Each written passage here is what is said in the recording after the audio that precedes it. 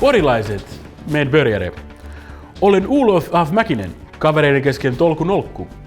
Olen vastikään perinyt isäni kaikki liiketoimet ja niitä tehostaakseni muuttanut ne ulkomaille. Nyt haluankin hieman lomaa tylsästä bisnesmaailmasta. Ja ajattelin ostaa urheiluseuran. Huhut kertovat, että Porin Ässät on myynnissä. Mä tykkään haasteista. Ja siitä suuremmaksi ei jääkiekon saralla haasteet muutu. Tarvitaan kaltaiseni visionääri, jotta Porin saadaan pokaalia jostain muustakin syystä kuin säälistä. Aion palauttaa loiston päivät takaisin porilaiseen jääkiekkoon, mutta se tulee vaatimaan suuria muutoksia. Aloitetaan logosta ja nimestä.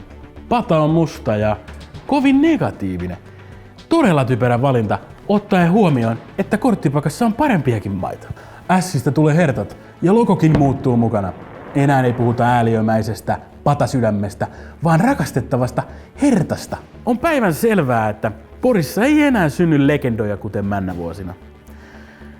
Uskon kustannustehokkuuteen enemmän kuin kotiseuturakkauteen ja jatkossa ostan pelaajat Kiinasta.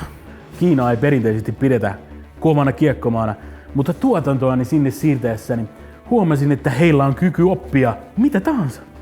Isomäki-areena on viime aikoina pikkuisen rempattu, mutta en koe sen vieläkään olevan optimi. Edes Ässille.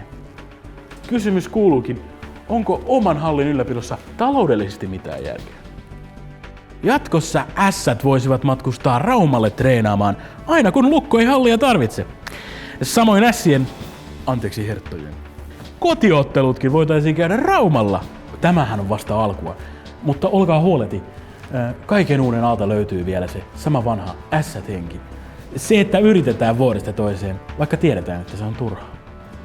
Sellaista sisukkuutta minäkään ei voi rahoillani ostaa. Joten siinä mielessä ollaan fanien kanssa samalla viivalla. Tulkaa otteluihin katsomaan pelejä ja laulamaan mun kanssa, että Hertat going for the win.